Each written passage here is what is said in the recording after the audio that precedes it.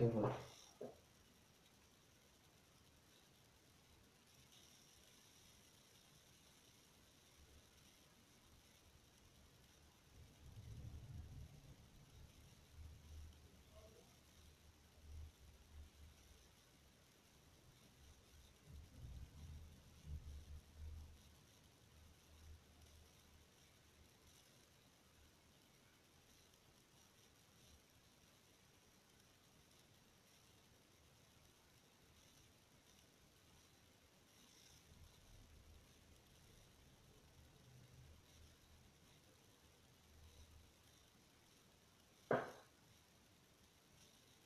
Ah, Justin Michael Finesse. Ok, on ensemble. Je vais juste régler quelque chose. Je ne sais pas si vous m'attendez, parce que ici on me signale que mon réseau est faible. Mais bon, je vais refaire la vidéo car on m'avait interrompu. Je ne sais pas, j'ai tenté 2 fois, ça n'a pas. Au moment où je fais, ça se coupe. Donc, on va essayer 3e fois pour voir si cela peut marcher. Ok. Donc, nous allons essayer de tenter de voir pour que ensemble on puisse. N'oubliez pas de poser la question si possible. Voilà. Ceux qui ne comprennent pas bien mon explication, ils peuvent poser des questions pour que je puisse encore bien expliquer les choses. Donc, accordez-moi au moins 2 minutes. Nous allons commencer dans 2 minutes, s'il vous plaît.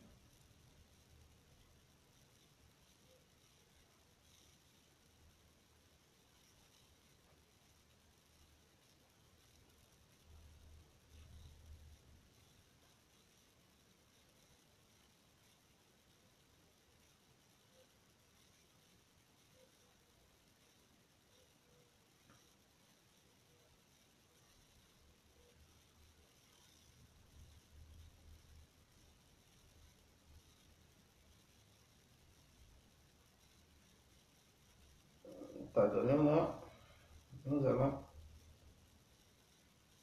juste, j'ai besoin de 2 minutes. Hein. Veuillez m'excuser pour tous ceux qui sont là m'assister, pour le grand respect que j'ai pour vous.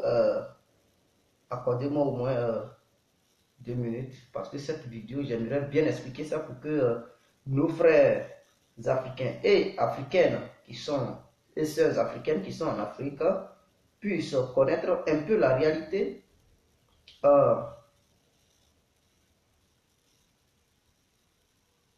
Voilà, des voyages, soi-disant, des voyages pénibles envers l'Europe, là, qu'ils puissent connaître un peu.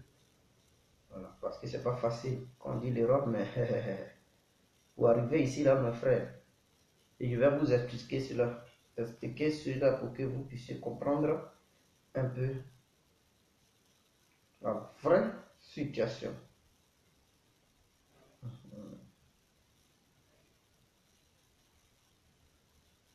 Excusez-moi.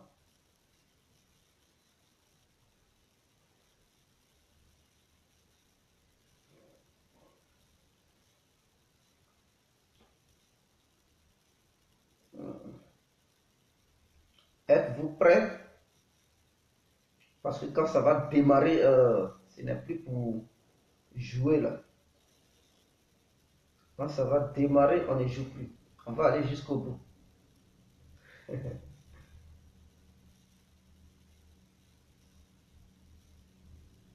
Quand ça va commencer, ce n'est plus pour jouer, mes frères et sœurs.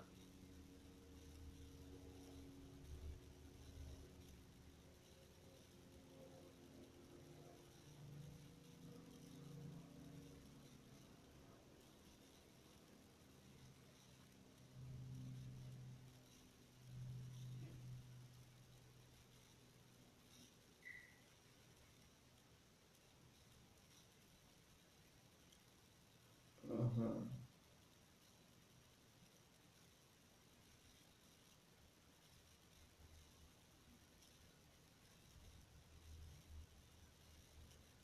Bon,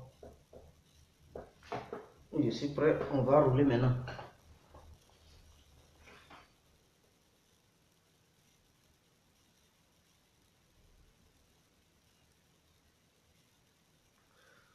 Ok, bonsoir, bonsoir. Pour tous ceux qui ne me connaissent pas, je vais commencer par me présenter.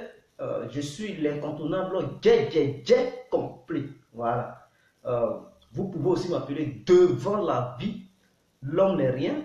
L'homme dont on parle, gouverneur italien ou l'homme fort. Alors, nous voilà à nouveau devant cette caméra pour essayer de parler du voyage pénible, voilà, dont rêvent nos frères et sœurs africains et africaines depuis l'Afrique vers l'Europe. Mes frères, je vais vous expliquer la vraie réalité et la triste réalité de ce voyage-là. Maintenant, ceux qui pensent qu'ils peuvent, voilà, emprunter ce voyage ou bien faire ce voyage pénible pour venir en Europe, cela n'engage que. Mais je vais vous expliquer, voilà, la triste réalité, parce qu'il ne faut pas dire que wow, on ne m'avait pas prévenu, je n'étais pas au courant de tout ça. Bon, bref, vous savez, ceux qui sont en Afrique de l'Ouest, d'abord, je prends le cas de l'Afrique de l'Ouest. Par exemple, la Côte d'Ivoire, le Ghana, le Bénin, le Togo, le Sénégal, le Mali, le Burkina et tout ça, tous ceux qui sont vers l'Afrique de l'Ouest, le Libéria et tout ça, parce que voilà, c'est ceux-là qui empruntent la route de l'Europe.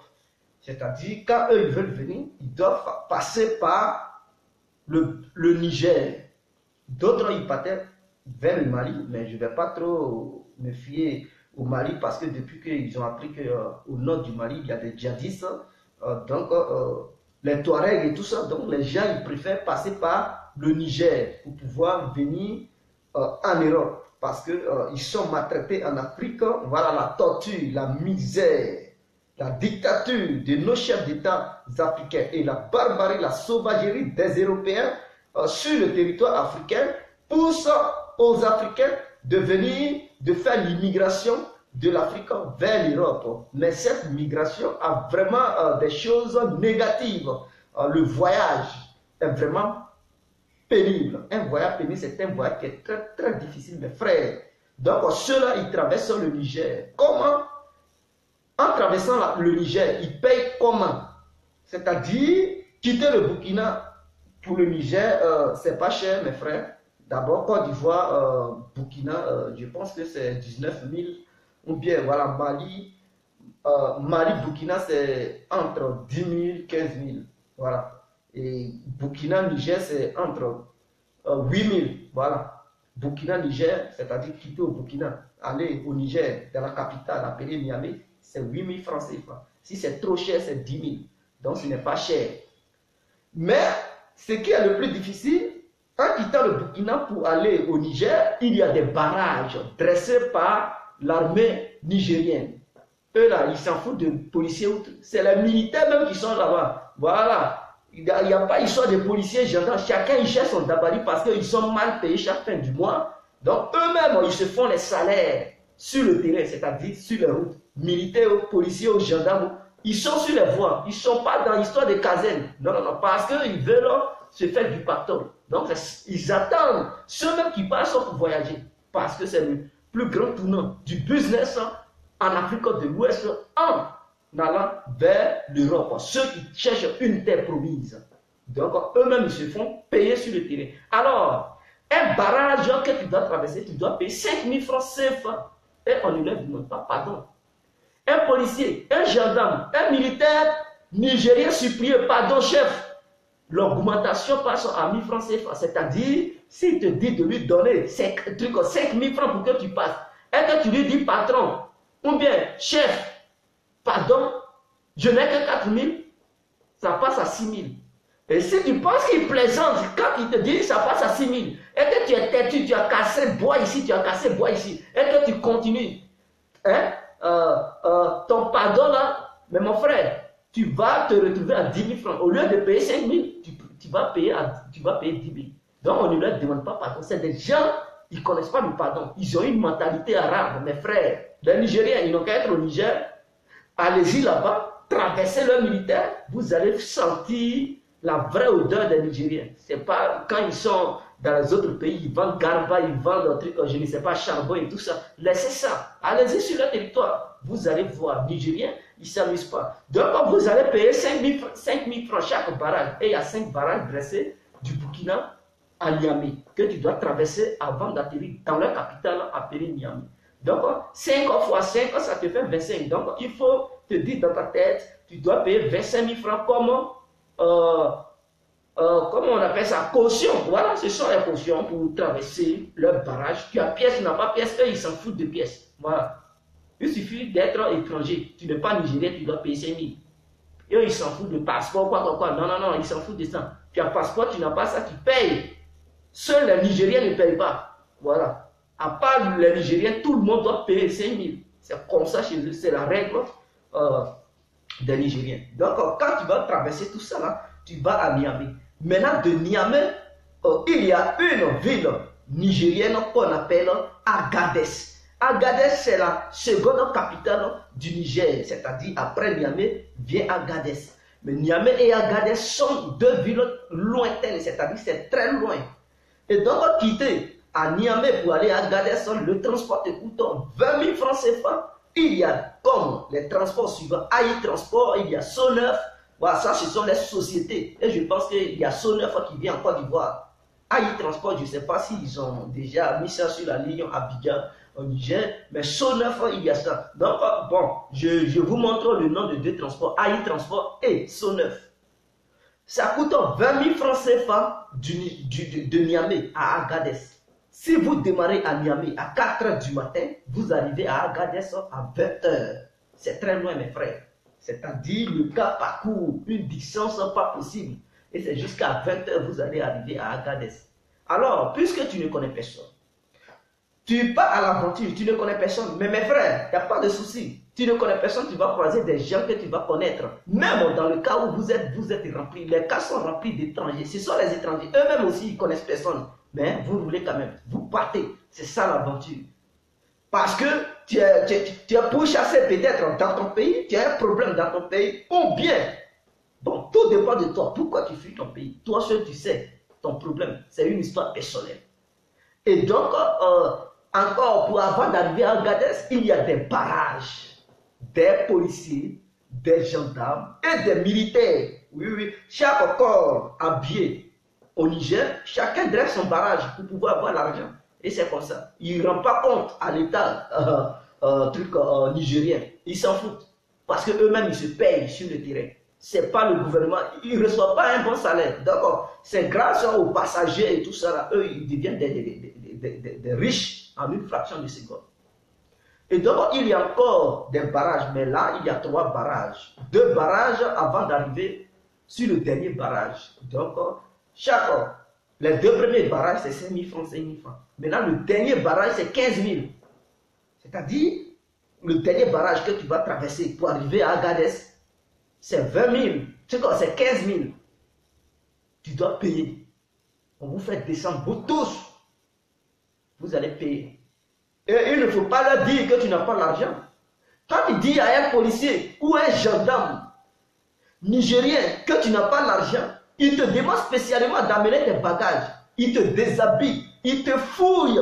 Et il te dit, si jamais il trouve l'argent sur toi, il ne te donne rien, un franc même. Si c'est 2 millions, 3 millions que tu as sur toi, et qu'il trouve, il met la main sur ça. Et tu ne peux pas lui amener quelque part. Il te le dit. Et c'est des gens, ils sont comme ça. C'est-à-dire, il prend l'argent, l'État ne peut rien lui faire. Parce qu'eux-mêmes, ils sont corrompus. Ils sont numéro 1. Voilà, ils s'en foutent. Quand tu vas dire quoi même, le juge même à qui tu vas dire ça, il va lui donner quelque chose et puis c'est fini. Il ferme sa bouche. Ils vont dire non, il ment, c'est un grand menteur. Est-ce qu'il a les preuves? Entre eux là, ils sont complices. Donc ton argent est grillé. Donc s'il te dit il faut donner, il faut lui donner. Quand tu as l'argent, il faut lui donner. Il ne faut pas accepter qu'il te fouille. Parce qu'ils vont te déshabiller, tes habits dans l'école. Ils vont appuyer comme ça. C'est des gens, ils sont des spécialistes. Chaussures, tu vas enlever les languettes, ils soulèvent. Ils regardent. Si tu n'as pas coupé quelque part ta chaussure pour coudre avec la... Ils vont prendre leur temps pour vérifier ton sac. Ils prennent, ils vérifient tout ça. C'est des curieux. Donc, quand ils te demandent de payer, si tu as l'argent, mon frère, il faut payer. D'accord. Je vous préviens en même temps, ceux qui rêvent marcher, voilà, passer par la voie terrestre pour venir en Europe. Voici ce que je vous explique. Comme ça, il ne faut pas dire, oh, je n'ai pas l'argent, je n'ai pas beaucoup de... Ceux qui veulent prendre la route pour venir, ayez le pactole. Money, money. Wari. Ibe wari takana. Si tu n'as pas l'argent, mon frère, tu es foutu. Et n'oubliez pas aussi, il y a des coupeurs de route.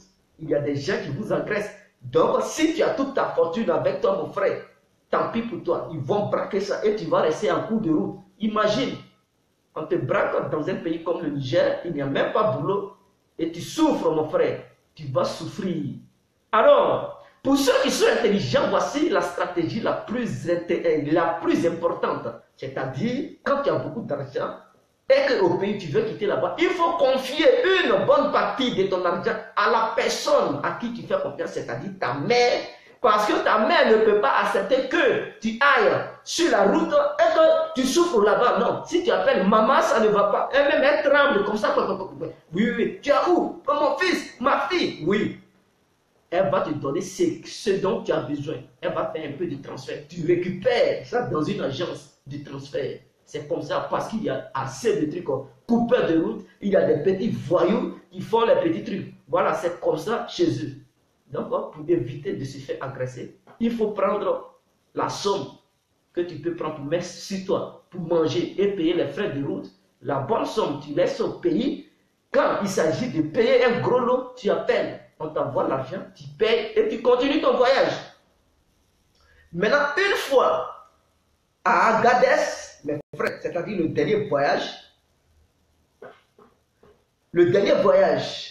c'est-à-dire la dernière ville où tu vas arriver, à Agadez, tu payes les 15 000 francs, tu dépasses maintenant le dernier barrage. Quand tu dépasses le dernier barrage, les Ghanéens même, c'est comme si c'était chez eux, à Agadez là, c'est comme si c'était chez les Ghanéens. Eux-mêmes, ils ont déposé les villas, c'est-à-dire les Ghanéens là, ils ont déposé les villas parce que c'est leur coin. C'est eux-mêmes qui sont forts, ils font les business. Ce sont eux, ils ont envahi le pays des gens là. Et c'est eux qui font le business. Tu vois une maison d'un jeune Ghanéen à Agadez, mais tu es content. Et puis ils font le business. C'est-à-dire quand les gens ils arrivent, ils s'en vont vers les cars. Pour dire, mais tu veux aller où? Libye ou bien Algérie? Toi, tu veux aller en Libye ou Algérie? À toi de décider. Parce que étant sur la route, tu sais où tu vas. Où est-ce que tu peux avoir la paix? Par quel pays tu peux passer pour venir en Europe? Tout dépend de toi. Alors, mon frère, c'est pas étant là-bas que tu vas douter d'aller en Libye ou bien d'aller en Algérie. Non. Tu as déjà ça dans la tête en allant. Donc, quand on te demande, tu vas en Libye ou en Algérie? Si tu dis tu vas en Algérie, voilà, il y a un ghetto d'Algérie, c'est-à-dire une maison qu'ils ont fait. Tous ceux qui vont aller en Algérie, parce qu'il y a plusieurs individus qui font leur business. Donc, si tu tombes dans la main de quelqu'un qui a son ghetto, mais lui, il te conduit là où il met les gens qui vont aller en Algérie. Maintenant, si tu dis que tu pars en Libye, il va aussi te conduire là où il met ses personnes, c'est-à-dire ses propres clients qui vont en Libye. Il va te conduire là-bas. Et ils vont vous déclasser comme ça. Alors, chacun a son chauffeur, il est en contact avec son chauffeur.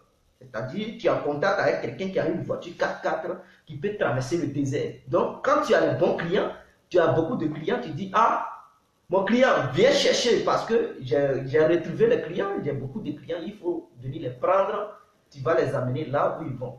Et c'est comme ça, le chauffeur, il vient avec son 4x4. Vous comprenez? Et chacun doit maintenant payer 350 000 francs CFA pour traverser le désert. Et quand je dis le désert, ce n'est pas n'importe quel désert, le Sahara. Ceux qui attendent Sahara, sur papier, ils voient le nom Sahara sur papier. À l'école, par exemple, on dit c'est le plus grand désert du monde, le Sahara et le Kalahari et tout ça. Mais si vous ne connaissez pas Sahara, allez-y au Niger. Agadez même là, le Sahara commence déjà là-bas. Niger même là, c'est un pays même qui est dans le Sahara. Voilà. Donc c'est le désert appelé le Sahara que vous allez traverser. C'est 350 000 francs CFA. Pour ceux qui vont en Libye, c'est-à-dire pour aller dans la direction de la Libye, c'est 350 000 francs CFA. Sans compter ton dabali. Quand je dis dabali, c'est-à-dire ta nourriture. L'argent que tu vas utiliser pour payer la nourriture. Dans le désert, sachez qu'on ne vend pas la nourriture. On ne vend pas la nourriture dans le désert. Quand tu rentres dans le désert, mon frère, il n'y a plus de nourriture. Alors, il faut t'approvisionner avant d'atterrir dans le désert. Sache bel et bien que dans le désert, il n'y a pas de médecin. Si tu tombes malade, mon frère, il faut tenir. Ma soeur, il faut tenir. Il n'y a pas de médecin, il n'y a pas de truc, de docteur dans le Sahara. Tu dois mettre ça dans la tête. L'eau à boire, il n'y en a pas. Alors, qu'est-ce que tu dois faire? Approvisionnez-vous à Agadez. C'est-à-dire, avant d'aller, c'est à Agadez, chacun il paye sa nourriture. Il faut payer une nourriture qui peut durer avec toi. Mais les gens, la majorité, aiment le gari. Parce que le gari, ça peut tenir. C'est-à-dire, tu mets un peu d'eau, voilà, tu payes quelques assiettes là, où tu sais que si le chauffeur il va jusqu'à dans le désert et qu'il est fatigué, il s'arrête. Vous descendez, chacun il fait sa nourriture, il mange. Tu peux payer les bouteilles de Fanta, Coca-Cola et tout ça, tu payes beaucoup comme ça. Voilà, tu mets ça dans un sac. Quand tu as soif, ce n'est pas glacé, c'est chaud, mais il faut boire pour pouvoir avoir de l'énergie parce que quand le soleil te tape trop, le corps a besoin du sucre parce que tu perds assez de trucs de sueur. Alors il faut boire quelque chose qui est sucré. Alors, raison pour laquelle beaucoup ils payent le Fanta, truc, ou bien Coca-Cola, ou bien Sprite, ou je ne sais pas, tonic. Vous pouvez, ce qui concerne de la sucrerie. Si c'est boisson baggy blanc qui veut payer, sucré là pour boire, tant pis pour toi. Ce qui est sûr, là où tu peux gagner ton énergie, parce que quand le soleil va te taper, tu as besoin d'énergie. Et ce qui peut te donner l'énergie, c'est la nourriture et la sucrerie. Alors, mais ce n'est pas ça seulement, il faut payer de la nourriture, de la bouffe. Il faut payer gari, on dit gari, ça dure. Gari, c'est comme tu mets l'eau dedans, ça sent, tu payes lait, tu payes gari. Et si tu veux payer à Tchéké, un poisson, tout dépend de toi. Les boules d'Atchéké, ça ne pourrit pas comme ça. Voilà, tu peux payer à Tchéké, poisson et tout ça. Et tu peux mettre ça dans un sac. Arriver quelque part, si on dit de descendre pour manger, tu débats ton Atchéké, tu mets l'huile. Voilà, il faut payer l'huile. Ou bien les boîtes de sardines. Quand tu sais que tu ne peux pas payer l'huile comme ça, tu payes les boîtes de sardines beaucoup. Quand tu descends ton Atchéké, tu mets ça dans l'assiette. Tu ouvres ta boîte de sardines, tu mets, il y a déjà l'huile, poisson, tout. Tu mets, tu fais, tu dabas. Tu n'as pas besoin de bien manger, mon frère. Il faut manger pour pouvoir avoir la force. Tu bois boisson, boisson sucrée. Voilà, et tu es devant. Maintenant, qu'est-ce qu'il faut faire? Il faut payer de l'eau, parce que c'est le Sahara. Bien vrai que quelque part, il y a un puits. Au milieu du désert, là, il y a de l'eau. Ah, Dieu est fort, il ne pleut pas là-bas, hein, mais il y a un puits là-bas, il y a de l'eau dedans. Mais c'est très profond. Et pour obtenir l'eau, il faut vraiment mettre le seau en profondeur, c'est-à-dire la corde est très longue, tu mets ça en profondeur avant de tirer l'eau. Et l'eau n'est pas tellement ça. Ce n'est pas, c'est chaud. Vous comprenez, c'est chaud parce que ça est au milieu du Sahara. Alors, pour éviter de boire une eau chaude que le désert a chauffé, fatigué, mon frère, il faut payer ton bidon d'eau. C'est-à-dire, tu peux payer 10 litres d'eau ou bien 20 litres. 20 litres est mieux. Vous payez 20 litres parce que vous ne savez jamais. La voiture, le chauffeur, il peut se tromper de route. Vous perdez dans le Sahara et ça arrive parce qu'il y a beaucoup de personnes qui meurent parce que le chauffeur s'est trompé de direction. Et quand il se trompe de direction, c'est dur, mes frères. Parce que le Sahara est vaste. Vous ne savez même plus où il y a le Niger, où il y a la Libye, où il y a l'Égypte, où il y a l'Algérie. Et c'est vaste. Vous tournez. Si carburant finit, c'est la mort. L'eau finit, carburant finit, c'est la mort. Parce qu'ils n'en prennent pas. Il n'y a pas une route. Juste pour dire, on va traverser le désert. Chacun prend là où il peut prendre. C'est le désert, il n'y a pas d'obstacle. Voilà, seules les montagnes, mais ils voient les montagnes. Des trucs comme des roches et tout ça. Voilà, il ne sait pas où il va passer pour dévier les roches. Et puis, c'est engagé. Ils sont en pleine vitesse. Quand tu les vois, on dirait les rallyes. C'est-à-dire, il met la dernière vitesse de 4x4. Vous connaissez 4x4. Quand ça bloque la vitesse, vous connaissez. Et surtout dans la poussière, mes frères. Quand ça passe, vous, on dirait rallye. Parce qu'il doit accélérer pour pouvoir vite traverser le désert. Ou bien s'il ralentit, ça va s'enfoncer dans le sable. Parce que le sable est tellement épais que non, il ne peut pas mettre une petite vitesse. C'est en mettant une vraie vitesse que ça passe dans la poussière. On dirait rallye. Et c'est très truc. Donc, il faut t'approvisionner. Tu payes l'eau de 20 litres ou bien 10 litres. Et tu payes un bidon d'eau de 4 litres. Là, 4 litres, tu n'as pas besoin de descendre pour servir dans le gros bidon. Les 4 litres, quand tu as soif, tu bois ça en route. Maintenant, pour ceux qui veulent aller en Algérie, c'est un jour sur la route. équivaut à 150 000 francs CFA. C'est-à-dire d'Agadez, la dernière ville nigérienne, et l'Algérie, c'est 150 000 francs CFA.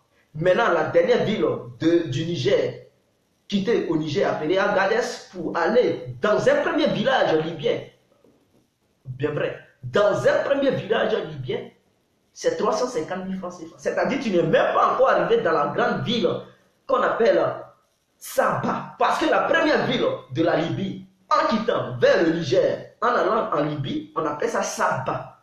C'est ça là, qui est la première grande ville de la Libye. Tu n'es pas encore arrivé là-bas, mais pour quitter au Niger, pour arriver dans la première grande libyenne, la première grande ville libyenne, tu n'es pas encore arrivé là-bas, mais tu dois d'abord arriver dans un village. Donc c'est du Niger à un village libyen que tu payes 350 000 francs CFA. C'est pas petit, mes frères. Et vous devez faire au moins 5 à 6 jours dans le désert. Dans le désert, 5 à 6 jours, c'est-à-dire quand vous êtes fatigué, vous dormez dans le désert, sans oublier qu'il y a des petits scorpions. Et c'est très venimeux. Ce n'est pas les gros scorpions qui sont en Afrique de l'Ouest, où on voit ces gros, les dents sont grosses. Non. Les petits scorpions, ils sont verts façon. Il y a d'autres qui sont façon transparent. Ah, s'ils te piquent, mon frère, tu vois en même temps la mort. Et il y a des serpents du désert. C'est-à-dire, le soleil a tapé ça jusqu'à... Non, ça ne met pas. Quand ça te prend, venez là même là, tu ne peux pas. Il n'y a pas médecin là-bas, mon frère. Il n'y a pas médecin. Donc, si tu veux voyager et que tu as ta pierre noire, vous connaissez la pierre noire, quand un serpent te mord, tu coupes et puis tu mets ça, ça tire le venin. Donc, si tu penses que tu as un médicament du serpent, tu peux prendre ça, mon frère. Si tu penses que tu as la pierre noire, on vend ça, les Aoussa vendent ça en Côte d'Ivoire, les gens ils vendent ça. Si tu as la pierre noire, tu protèges ça bien, tu veux. Parce que dans le désert, on ne sait jamais. Un serpent peut te mordre, un scorpion peut te mordre. Tu peux payer une lame, paquet de lames, tu mets ça. On ne sait jamais. Ça peut piquer quelqu'un, tu peux le soigner là, sur place. Tu coupes là, tu mets et tu bandes. Tu dis, bon, allons-y. Tu as sauvé une vie comme ça. Et il faut payer aussi les comprimés là. Quand ton corps est chaud, tu bois ça sur place. Il faut payer les médicaments qui peuvent te soigner sur place. Les comprimés, il ne faut pas oublier les comprimés. Parce que si tu tombes malade, il n'y a pas de médecin. Il faut payer les comprimés pour pouvoir te sauver si jamais ton corps chaud et que tu ne te sens pas bien. Tu prends un comprimé et puis paf, tu es bien en forme. Maintenant, en allant, il ne faut pas oublier de payer les couettes. Quand je dis les couettes, ce sont les gros draps. Parce que dans le désert, en pleine journée, il fait très chaud. Mes frères et sœurs, chaleur là, tu ne peux pas. En Côte d'Ivoire, quand il fait chaud seulement, il fait chaud aujourd'hui. Non, ça c'est pas chaleur, mes frères. Quand il fait 35 degrés, il fait très chaud. C'est pas chaleur. Allez-y au Sahara, vous allez voir ce qu'on appelle chaleur. C'est-à-dire température monte jusqu'à 60 degrés. Est-ce que toi, tu as déjà vécu dans un pays où la température va à 60 degrés, 50 degrés? En Côte d'Ivoire, quand c'est trop, 37 degrés, 35 degrés à 38 degrés, tu pleures déjà, tu cours pour aller vers Bassam, ou bien Biétri, ou bien, je ne sais pas. Ou bien si tu es dans ton village, il y a une rivière, tu cours pour aller te baigner là-bas. Au Sahara, il n'y a pas histoire de dire la mer, Biétri, non, Bassam, non. Il n'y en a pas.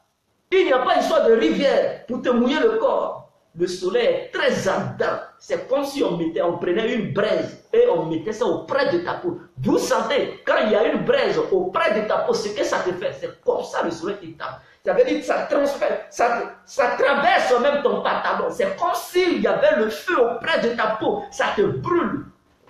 Mais ce n'est pas facile. Et dans la voiture appelée la 4x4, vous savez combien vous êtes? Vous pouvez être 50 personnes. Coincé comme ça, les pieds sont comme ça. Tellement on t'a coincé, mes frères, quand tu descends, tu ne sens plus tes membres. Tes pieds, tu ne sens plus ça, ça balance, tu tombes. Parce que c'est comme si tes nerfs, tu ne sens plus tes nerfs. Tellement ils t'ont coincé. Tu ne peux pas bien te détendre. Vous êtes nombreux. Et si tu veux te jouer les Django, tu tombes, mon frère. C'est la mort. Parce que la vitesse que le chauffeur met dans le Sahara, non, tu ne peux pas tomber et puis survivre. Et il y a beaucoup qui meurent comme ça. Donc, il faut bien attraper. Il faut tenir fort. Bon, les femmes, souvent, elles ont la chance. Quand il y a des filles, le chauffeur préfère que non, les filles s'asseyent devant, là, auprès du chauffeur. Voilà, parce que, vous savez, les Arabes, souvent, quand ils vous conduisent, Ils ne secouent pas trop les filles de la manière, ils nous secouent, nous les hommes. Et puis ils n'ont pas pitié, hein. Ils nous tapent d'une manière. Tu veux parler, ils te giflent. Si tu es trop un peu arrogant ou bien tu es trop zélé là, il prend Kalachnikov en même temps, il allume ça comme ça. Il dit qu'il faut parler. Et si tu fais l'erreur de parler, il t'allume dans le désert devant tes amis. Tu meurs, lui il continue. Personne ne peut encore lui dire, mais Moudi, non. Donc si tu parles, il te gifle. Il faut être un zibogoré, un gros bras. Il faut te taire. Tu vois un petit arabe, il te gifle comme ça. Il faut te taire. Ferme ta bouche. Sinon, si tu veux te jouer les gros bras en pensant que tu as gagné, ou bien dans un autre pays africain, non, mon frère, tu vas mourir cadeau. Donc il faut te taire. C'est comme ça. Même si tu sais que tu vas le taper même mal, même là, ferme ta bouche. C'est pas ça qui va arracher ton nom. Tu sais où tu vas, tais-toi et continue. Et juste quand vous arrivez dans le premier village libyen, le voyage qui va durer au moins 5 à 6 jours. Maintenant, ceux qui vont en Algérie, ça c'est pas grave, hein? Ils arrivent vite. Mais quand tu arrives en Algérie et que tu veux aller au Maroc, mon frère, il faut savoir que tu vas encore traverser l'Algérie. Hein? Et les policiers algériens, ils ne s'amusent pas. Hein? Quand ils t'attrapent, ils te piétinent d'une manière.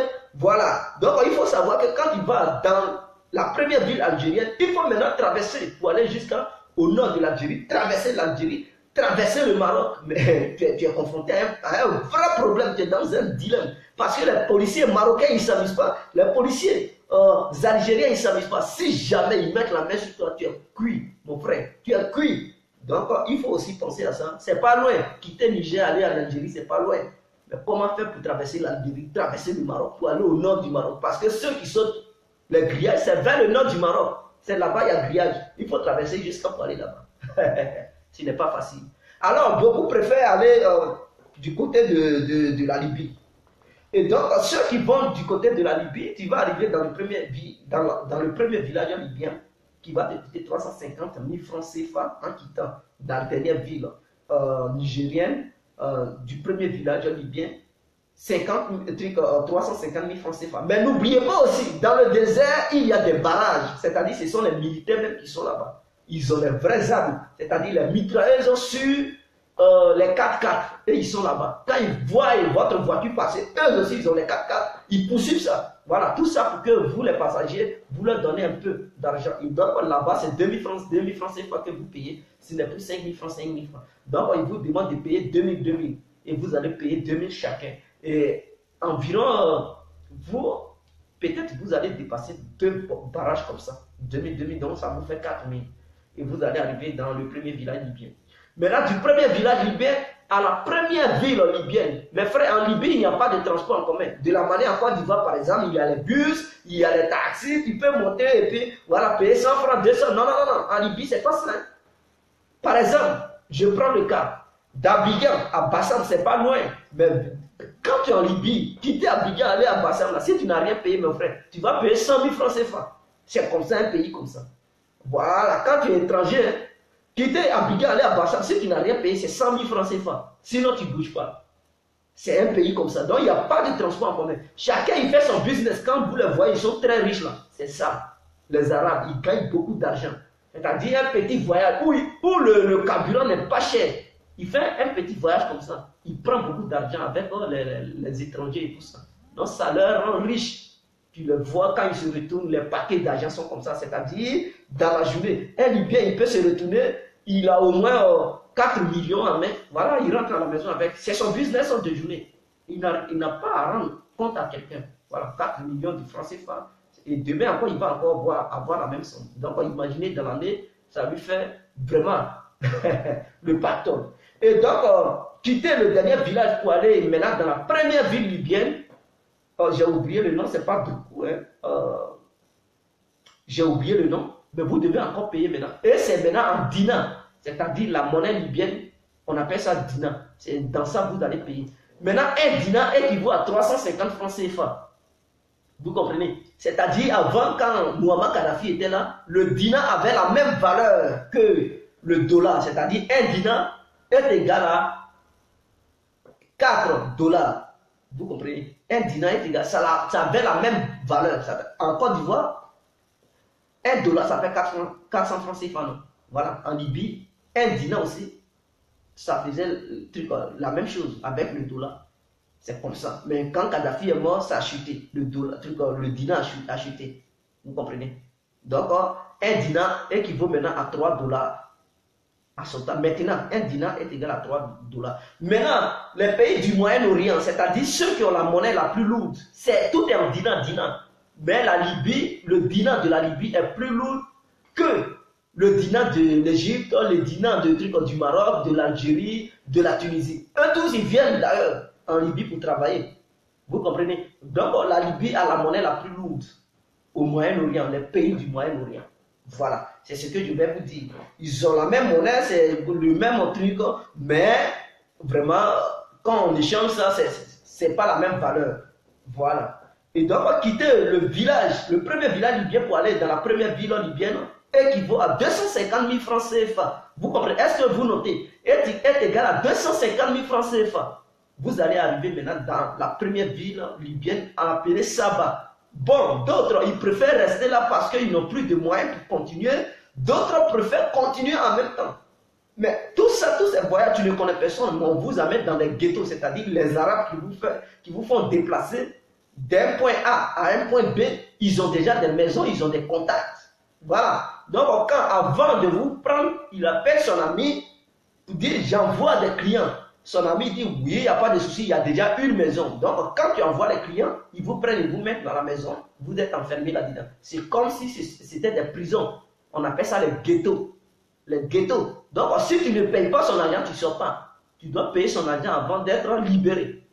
Donc, quitter le premier village libyen, aller à la première ville libyenne, c'est 250 000 francs CFA. Tu peux prendre un crédit, tu peux voyager en crédit. Mais quand tu arrives à Saba, il faudrait que tu lui rembourses 250 000 francs CFA avant de sortir. Si tu n'as pas l'argent, mon frère, il faut voir comment les Arabes ils vont te donner les coups de poing. Vous connaissez les Saoudiens, ce qu'ils attachent là, non, sur leur truc là. C'est en cuir comme ça, c'est-à-dire c'est la peau des animaux là. Ils prennent, ils attachent comme ça et puis ça devient un truc. Quand ils enlèvent ça comme ça, ton corps, tu ne vas pas connaître mon frère. Mais ce femmes et garçons, ils tapent tout le monde, ils ne s'amusent pas, hein? Arabes, non, ils n'ont même pas pitié. Ils vont te taper, marcher dans ton ventre, mon frère. Vous devez le savoir. Donc, quand tu prends le crédit, il faut savoir que ta famille, tu es sûr de toi, que si tu appelles au pays, ils vont donner l'argent des Arabes. Là. Il ne faut pas prendre crédit et puis tu appelles au pays, ils vont dire qu'il n'y a pas d'argent. Là, c'est mou sur toi. Avant de prendre crédit, il faut savoir que si tu appelles maman ou bien papa, ils vont se dépêcher pour dire oui, tu veux combien? Et puis ils te donnent vite pour que tu sois libéré. Parce que si tu sais qu'ils ne vont pas te donner l'argent, que tu prends crédit, tu es mort. Voilà. Ou soit tu as ton argent avec toi, tu t'en vas même avant de voyager, tu le payes cash et tu continues ton voyage. Là, il n'y a pas de souci. Tu arrives, si tu veux sortir, tu sors. Maintenant, dans la ville, tu vas voir plein de noirs. Voilà. Et les noirs qui sont là-bas, ils ont des foyers. C'est-à-dire, quand tu sors et que tu ne connais personne, le premier noir que tu vois, tu lui dis où se trouve le foyer des Maliens, le foyer des Ivoiriens, le foyer des Togolais, le foyer des Ghanéens. Ils connaissent tout ça. Parce qu'il y a un foyer de chaque pays africain. Tellement ils sont nombreux là-bas. Il va te dire, le foyer de ceux-là, ça est ici. Il te prend, il t'amène dans le camp des Ivoiriens, dans le camp des Maliens. Voilà. Tout dépend de toi. Où tu veux aller. Si tu es Ivoirien, tu peux aller rester chez les Togolais, il n'y a pas de souci. Hein. Il te prend, il t'amène dans un foyer. Maintenant, si ton objectif c'est de continuer ton voyage, mais tu veux d'abord passer une nuit quelque part parce que tu ne sais pas là où dormir, tu t'en vas dormir dans un foyer d'un pays voilà, africain, tu passes la nuit là. Le lendemain, tu demandes aux membres du foyer de te mettre en contact avec les Arabes pour pouvoir te déplacer, aller maintenant à Tripoli. Parce que tu ne peux pas rester à Saba pour dire tu vas traverser pour aller en Europe. Non. Pour aller en Europe, il faut passer par Tripoli ou bien Benghazi. Mais Benghazi est très dangereux. C'est-à-dire, les démons de tous les rebelles de la Libye, ils se trouvent à Benghazi et ils se trouvent il y a la deuxième ville là. Oh, j'ai oublié ça. Mais à Benghazi, à tout cas, si tu es négro, il ne faut même pas aller là-bas pour s'amuser. Sinon, ils vont t'égorger vite. Voilà. C'est une ville dangereuse pour les Noirs. Ce sont les Arabes qui vont là-bas, mais eux aussi, ils sont maltraités. C'est-à-dire les Arabes qui ne sont pas libyens. de la manière ils nous maltraitent, nous les Noirs. Ils nous tuent là. Ils tuent aussi les Égyptiens comme ça. Ils ne ratent pas les Égyptiens, mes frères. Quand ils voient un Libyen maltraiter un Égyptien, voilà, tu dis, ouais, les Arabes, ils s'aiment pas. Ils le tuent comme ça. Ils les maltraitent devant toi. Toi-même, tu es étonné. Tu dis, ah, il tue son propre frère arabe. Ah oui, parce que les Libyens, ils disent, avant, quand la Libye était pauvre, c'est l'Égypte qui était très riche en pétrole, en coton et tout. Tout ce qu'il devrait avoir, vous pouvez imaginer. L'Égypte était très riche. Et les Libyens partaient travailler là-bas. Les Égyptiens maltraitaient les Libyens. Et donc, quand le pétrole a été découvert sous le gouvernement de Muammar Kadhafi, alors il y a eu une guerre en Égypte, c'est-à-dire la guerre que les Égyptiens ont livrée contre les Américains et les Israéliens, c'est-à-dire l'Israël et l'Amérique ont attaqué en même temps l'Égypte. Et ils ont détruit l'Égypte. Ils ont brûlé les sites pétroliers, le coton et tout. Et même l'Égypte fabriquait les armes avant. C'est l'Égypte qui armait l'Algérie en armes. C'est l'Égypte qui distribuait les armes dans les pays de la sous-région. Mais ils ont détruit leurs armeries. Vous comprenez? Et donc l'Égypte est devenue faible. Aujourd'hui, c'est l'Amérique qui finance l'Égypte pour pouvoir payer ses propres fonctionnaires. L'Égypte n'a plus rien, il n'y a plus de pétrole. Donc les Égyptiens ils quittent en Égypte pour venir travailler aussi en Libye. Alors les Libyens maintenant par rancœur, ils maltraitent les Égyptiens, ils les tuent. Parce qu'ils disent à leur temps, les Égyptiens les faisaient les mêmes choses. La même chose plutôt. Donc quand tu quittes maintenant à Saba pour aller à Tripoli, mon frère, il faut encore apprêter une bonne somme. Et la somme que je vais vous donner, ce n'est pas des prix que j'ai inventés. Je vous dis, la Libye est très chère. Il n'y a pas de transport en commun. Donc, pour te déplacer d'un point A à un point B, c'est beaucoup d'argent que tu dépenses. Et donc, de Saba à Tripoli, mon frère, tu dois payer une somme de 400 000 francs CFA. Vous, est-ce que vous calculez? Une somme de 400 000 francs CFA, c'est-à-dire que tu n'es même pas encore arrivé en Europe, hein, mais tu as déjà brûlé un truc comme, je peux dire 1 million comme ça. Voilà, tu as déjà brûlé 1 million. Voilà, tu n'as même pas encore atteint le sol européen, tu as déjà brûlé 1 million. Et donc, de Saba à Tripoli, 400 000 francs CFA. Tu n'as pas ça, il ne faut pas prendre crédit d'arabe. Tu prends ton voyage en crédit et que tu pars à Tripoli. Si tu ne lui donnes pas son argent, peut-être tes parents ne vont plus te voir.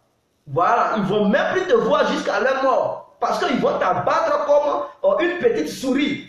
Non, ils ne s'amusent pas. C'est-à-dire que tu n'as pas d'argent, tu les as blagués. Hein, arabe, il faut jamais faire ça, mon frère. Si tu es sûr de toi que tes parents, tu dis, ou bien avant de prendre le crédit, appelle tes parents. Est-ce que si je me déplace pour aller, vous pouvez me donner une telle somme pour aller? Je ne plaisante pas. Si vous ne me donnez pas la somme et que je meurs, vous êtes responsable de ma mort. Si tes parents disent, notre fils, il faut aller, dès que tu arrives, appelle-nous. L'arabe va nous donner son adresse, on va virer, on va faire transfert, Western Union, on va lui donner son argent, il va te libérer. Il n'y a pas de souci, tu peux prendre le crédit parce que tu es sûr de toi que c'est tes parents qui t'ont donné l'ordre. Mais il ne faut jamais prendre le crédit sans l'ordre de tes parents parce que si tu ne connais pas les conditions, ou bien il y a d'autres parents qui pensent que tu veux les arnaquer. C'est-à-dire il y a l'argent, mais quand tu leur dis que tu es dans un problème calamiteux, arrête, ils prennent tout à la légère. Or, avec arabe, quand il te dit, tu vas me donner mon argent aujourd'hui, appelle tes parents. Lui-même, il met crédit dans le téléphone. Il te donne, appelle tes parents, ils vont donner l'argent. Tu appelles, et tes parents, ils prennent ça à la légère. Non, arrêtez ça, arrêtez ça. Premier jour, deuxième jour, s'il ne voit pas son argent, mon frère, c'est là tes parents, ils vont regretter. S'ils savaient, ils allaient donner l'argent vite, au moment où leur fils était vivant. Mais là, c'est-à-dire quand ils vont commencer à te maltraiter, tes parents vont parler, ils vont insulter tes parents en arabe. Ils ne vont même plus vouloir les écouter. Eux, ce qui les intéresse maintenant, c'est de t'assassiner. Ils sont trop fâchés, ils prennent canal, ils t'allument,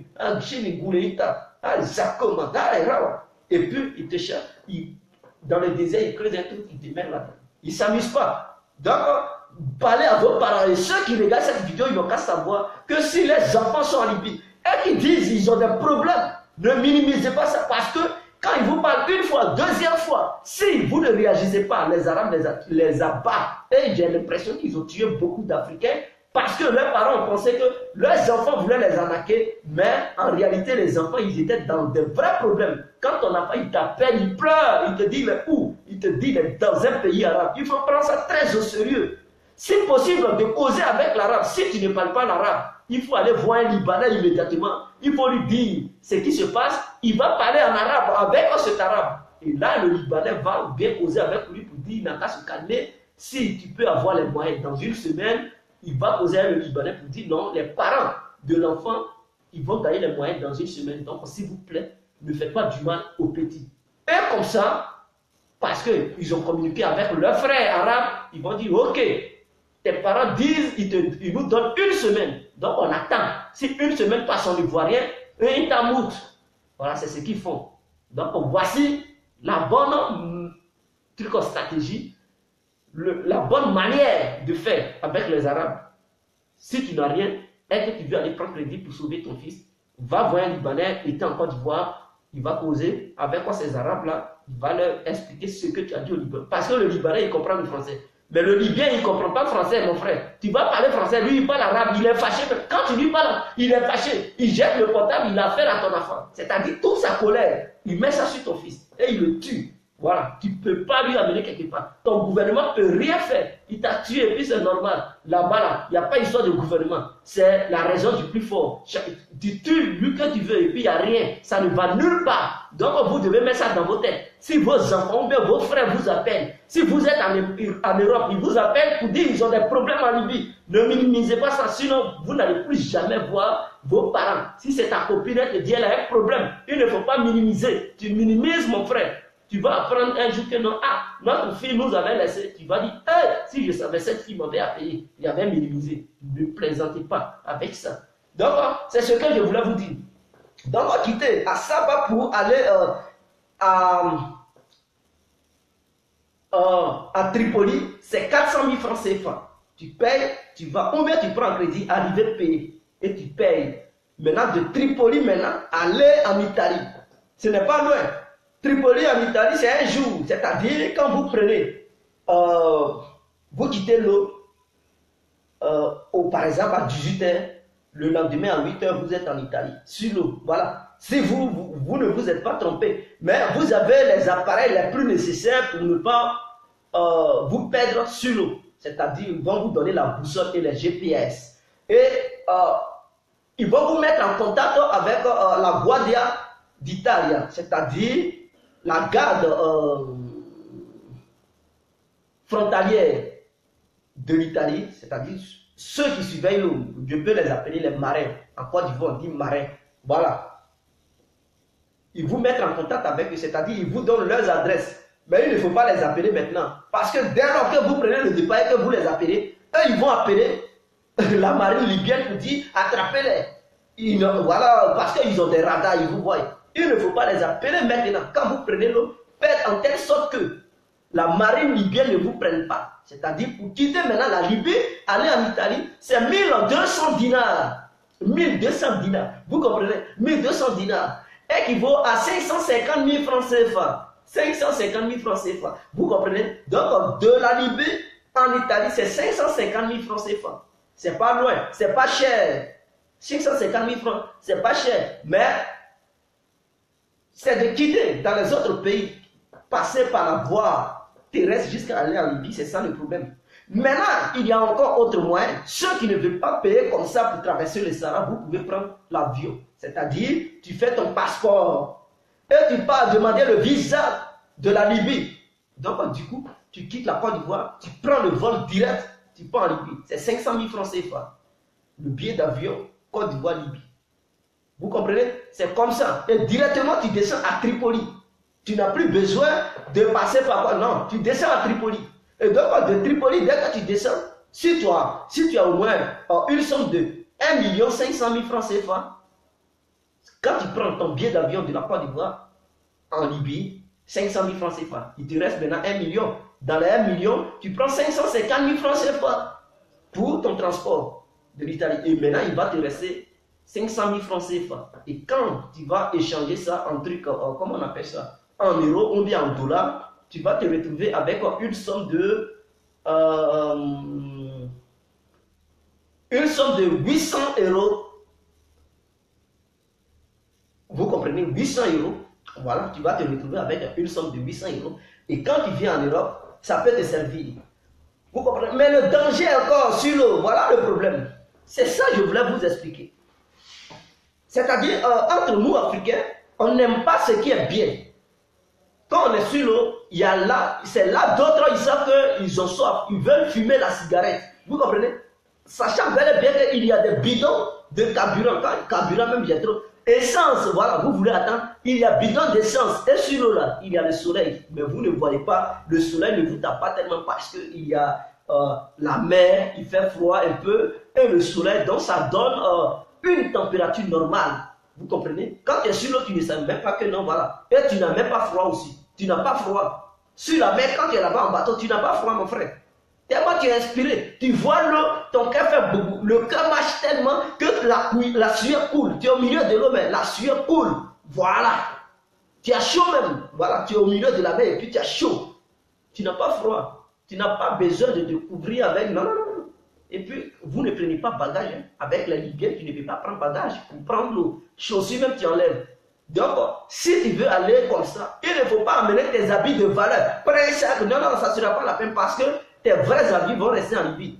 Si tu as tes petits frères que tu peux leur donner, ou tes habits, donne-leur tes habits de valeur. Ou bien, si tu veux garder tes habits une fois en Europe, pour demander à ce qu'on t'expédie tes affaires, il n'y a pas de souci. Mais il ne faut pas prendre les habits de marque, les grosses paires de chaussures, tu vas laisser ça en Libye, cadeau. Parce qu'avant de monter dans les bateaux, on vous contrôle. Les chaussures, vous allez enlever, les ceintures, vous allez enlever, parce que les bateaux, ce sont les bateaux en air, gonflables. Vous comprenez, on met l'air dedans. Donc, par exemple, si tu as porté la chaussure et qu'il y a piquant en bas, et que tu marches dans le bateau, ça peut piquer le bateau. Et donc, pour éviter ça, on vous enlève les chaussures. Mais là, la ceinture, peut-être tu as des ceintures, tu as une ceinture il y a des fers dessus. Si tu montes, le fer peut piquer le truc, ça peut percer ça. Donc, il faut enlever ta ceinture. On n'a pas besoin de ceinture. Mais là, si tu as un jean où les boutons sont bizarres, et qu'on sait que c'est un danger qui est là pour votre voyage, tu enlèves le jean. Voilà, tu restes en slip ou bien en short. Ça serait mieux. Donc, personne n'amène les vrais habits. Et même le téléphone, on vous arrache les téléphones. On vous demande de ne pas prendre un téléphone pour aller. Vous comprenez? Donc, si tu as ton vrai appareil, ton gros portable, il ne faut pas, c'est pas la peine de prendre ça pour aller. Il faut prendre ton job, ton appareil, tu laisses ça au pays. Si tu n'as pas un vrai danger, parce qu'il y a d'autres qui ont des vrais dangers, et là, ils ne peuvent pas prendre le temps de confier quelque chose ou quoi que ce soit. Mais ceux qui n'ont pas les vrais dangers, qui veulent partir, ton appareil, tu laisses à quelqu'un, une fois ici, que tu veux qu'on t'expédie. On peut t'expédier par DHL ou bien par la poste, il n'y a pas de souci. Mais si tu prends ton vrai appareil, tu pars, ça va être pour les Arabes. Tu prends ton vrai sac, tes agnons, quand je dis les agnons, les habits, tes vêtements, ça va devenir les vêtements des Arabes. Il faudrait que ça soit clair dans ta tête. Voilà, il ne faut pas faire l'erreur de prendre les habits pour venir. Non, ça ne sera pas la peine. Tu vas laisser ça à l'aventure et tu vas dire si je savais, j'allais donner ça à mes amis ou bien mes frères. Ou soit laisser ça là-bas. Une fois ici, j'allais appeler pour qu'on m'expédie. Voilà. Donc voici le problème. Mais une fois dans le bateau, c'est là, parce que d'autres Africains, quand on leur demande de ne pas prendre briquet et tout ça, ils font tout pour cacher. Je ne sais pas, ils sont très forts. Cigarettes, je ne sais pas comment ils font, mais ils cachent et puis les Arabes ne voient pas. Donc une fois sur l'eau, ils sont dans le bateau, il y a de l'essence, il y a tout. Vous savez, quand l'essence est là et puis il y a un peu de soleil, vous avez l'impression que ça s'évapore. Vous voyez, ça fait d'une manière là. Voilà. Regardez, quand il fait chaud et puis vous êtes en bas, vous regardez les toits, de la manière, ça fait d'une manière comme ça. Voilà, c'est comme ça aussi le carburant fait. L'essence fait sur l'eau. C'est là, ils trouvent qu'ils veulent fumer. Donc, ils prennent le briquet, ils veulent allumer la cigarette. Oh, là où il y a essence, et briquet, ça ne marche pas, mes frères. Mais d'autres, quand tu leur dis, non, non, non, il ne faut pas allumer. Non, il y a un danger. Hey, pourquoi tu lui dis de ne pas fumer? Voilà, coup de poing. Il ne va même pas penser qu'il est au milieu de l'eau. Il veut maintenant faire coup de poing parce que lui, il veut fumer et toi, tu lui dis de ne pas fumer. Et donc, pour ça, vous allez vous battre. Or, le bateau n'est pas un bateau si grand qui va être stable quand il y a le bruit ou bien il y a le désordre là-dedans. Asseyez-vous normalement, ne foutez pas la merde. Mais l'Africain, il est têtu. Il s'en fout de tout ça. Que ça fasse un truc. Ou bien même si ça veut chavirer, lui, il s'en fout. Il veut fumer parce qu'il a envie de fumer. Voilà dans quoi les Africains ils sont. Et il livre un combat tout de suite. Ça va de gauche à droite, ça se chavire.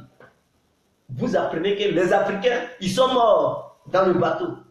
Il y a un bateau qui s'est renversé, il y avait 200 personnes, il y avait 300 personnes, il y avait 400 personnes. Il meurt à cause d'un seul individu qui a foutu la merde parce qu'il avait envie de fumer. Et donc, il allume la cigarette. Et c'est ce que les Arabes ont vu. Ils les fouillent bien pour ne pas qu'ils font un truc comme cette merde. Parce que l'Africain, il n'est pas garanti. Mais je ne sais pas, ils font d'une manière pour cacher les choses. D'autres, ils donnent ça à leur femme pour mettre ça dans leur slip. Comme ça, l'Arabe, il ne peut pas fouiller dans le slip de la femme. Les paquets de cigarettes, elle met ça dans leur soutien. Comme ça, les garçons, c'est pareil, ce sont les garçons qui fouillent. Donc, ils ne peuvent pas fouiller tout ça, dans tous ces points, dans toutes ces parties de la femme. Et quand ils arrivent devant, c'est là la femme enlève, elle donne ça à son mari. Et c'est là. Et puis ils sont nombreux. Quand un veut fumer, il y a d'autres aussi. Ah oui, on a envie de fumer, oui. Et puis ils soutiennent lui qui veut fumer. Vous comprenez? Ils le soutiennent tellement que vous qui ne voulez pas qu'il allume la cigarette parce qu'il y a l'essence et c'est un danger. Quand ça prend feu, tu ne peux pas éteindre. Parce que peut-être on peut mettre 45 bidons d'essence de 20 litres pour que ça vous accompagne.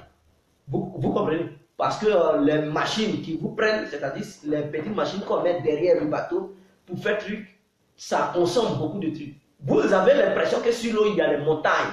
Les montagnes. Oui, la mer, il y a les montagnes. Vous voyez le bateau monte comme ça, et puis ça rentre d'une manière. Et quand vous voyez, ça descend comme ça. D'abord, sur l'eau, il y a les montagnes. Voilà, de la manière, il y a montagne sur la terre comme ça. Sur la mer aussi, il y a les montagnes. Vous devez le savoir. Et donc, quand ça rentre beaucoup, ça consomme le carburant. Donc, il faut 45 bidons de 20 litres, 20 litres. Et quand ça est là-bas, moins de heure, ça prend le feu. Mais ceux-là, ils vont allumer la cigarette, ils vont enflammer le bateau et c'est fini. C'est ce qui avait tué les Somaliens quand ils étaient proches de la côte italienne. Ils avaient allumé la cigarette et le bateau a pris feu. Chacun voulait maintenant se sauver pour ne pas se faire brûler par le feu. Oh, tu ne connais pas l'eau. Tu sautes, tu tombes là-dedans. Mais c'est la mort, mon frère. Il y a des poissons dans l'eau. Tu tombes dedans, un poisson t'attrape, ça te tire. Mais c'est la mort. Même si tu sais nager. Une fois dans l'eau, mais tu vas nager jusqu'à quand tu es fatigué, tu es épuisé. Tu vas t'écrouler. Tu bois l'eau, tu es mort. Mais Africain, il ne veut pas. Maintenant encore, j'aimerais relever un autre aspect. Il y a un problème que moi, je ne comprends pas. Et j'aimerais dire aux Africains. Parce que sur l'eau, vous savez, il n'y a pas longtemps, l'Union européenne a signé un deal avec l'État libyen. Mais dans ça, il y a d'autres qui font encore leur business. Mais ils ont dit tout bateau des immigrants qui vont voir, c'est-à-dire les bateaux des négros, ils n'ont qu'à écouler ça.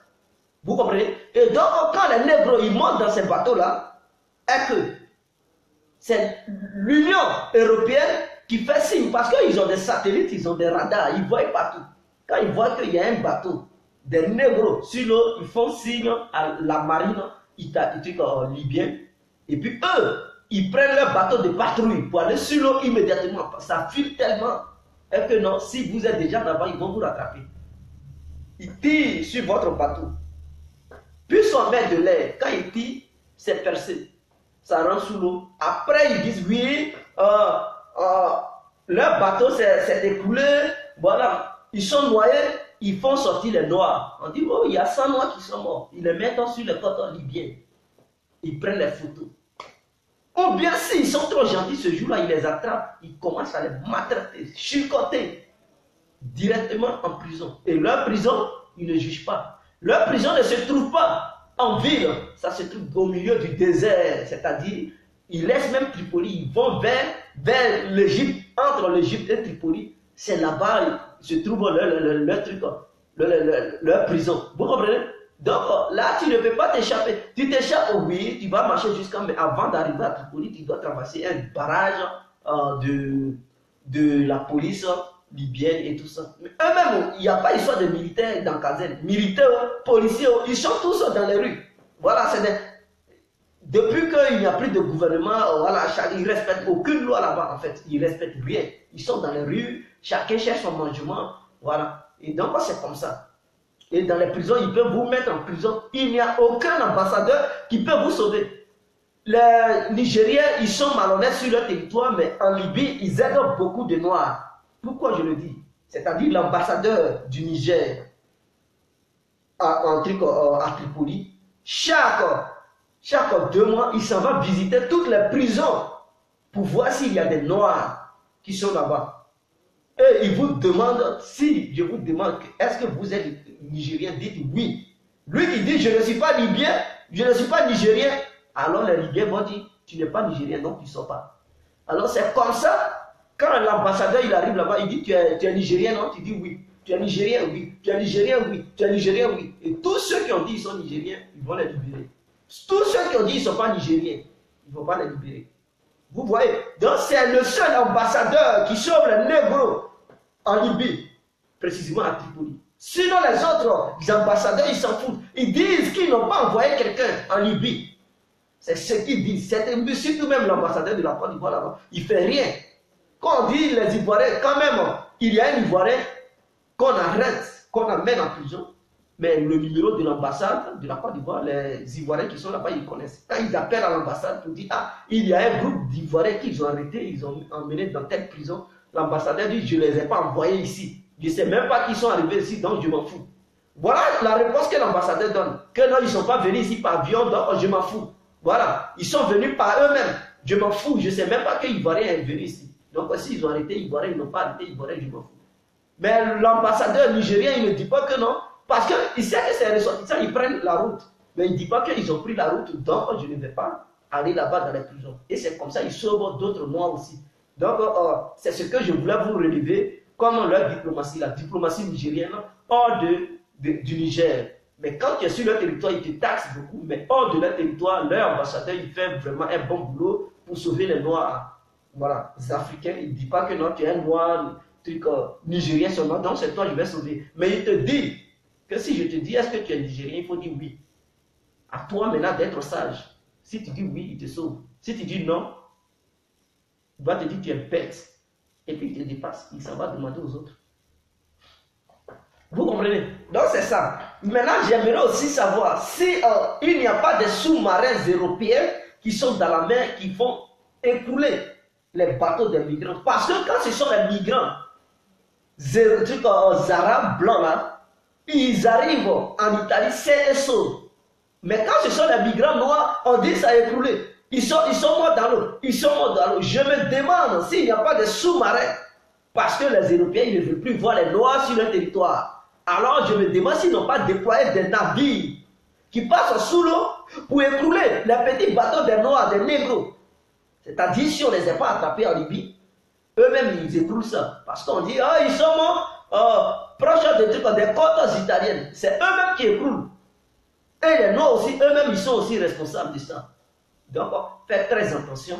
Pour ceux qui disent, oui, je vais venir, oui. Mais malgré ça, il y a d'autres qui parviennent à arriver. Donc, tout dépend de vous. Je vais vous expliquer ce que vous pouvez voir sur la route comme danger et ce que vous pouvez aussi croiser sur l'eau comme danger. Vous comprenez? Et donc, c'est ça. Maintenant, une fois en Europe, c'est encore dur, mes frères. Il faut demander aussi l'asile. Et l'asile, bon, peut-être une autre fois, je ferai une vidéo pour parler de l'asile. Voilà, comment demander l'asile et sur quoi on peut accepter l'asile d'un individu qui vient demander l'asile. Mais ça, c'est l'immigration d'abord. Comment passer pour venir. Donc, tout ce que, si j'avais un conseil à vous donner, je pourrais vous dire, ne venez pas. Parce que ce n'est pas facile. Il y a la mort sur la route. Il y a beaucoup qui sont morts. Il y a le danger, il y a la vraie mort sur la route. Et c'est le seul conseil que je pourrais vous donner. Si je voulais vous conseiller, c'est ce que je pouvais vous dire.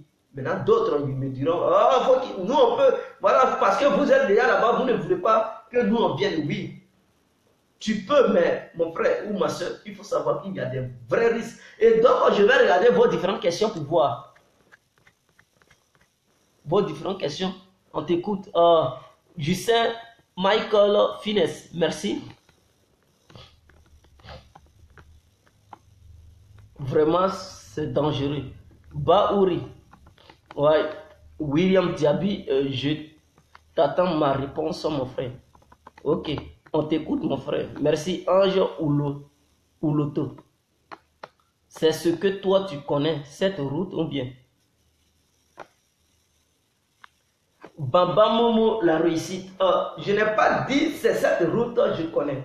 Je sais que d'autres ils prennent l'avion depuis le pays, mais je ne parle pas de ceux qui prennent l'avion depuis le pays pour arriver en Europe. Ça, c'est pas, voilà, un voyage pénible. J'ai dit ceux qui font le voyage pénible. Donc, il faut distinguer le voyage pénible et le voyage aisé. Parce que là-bas, dans l'avion, tu es à l'aise, tu regardes, même tu peux lire tes romans, tes journaux, tu regardes même en même temps le net et tout ça. Tu es dans le confort. Donc, c'est un autre voyage.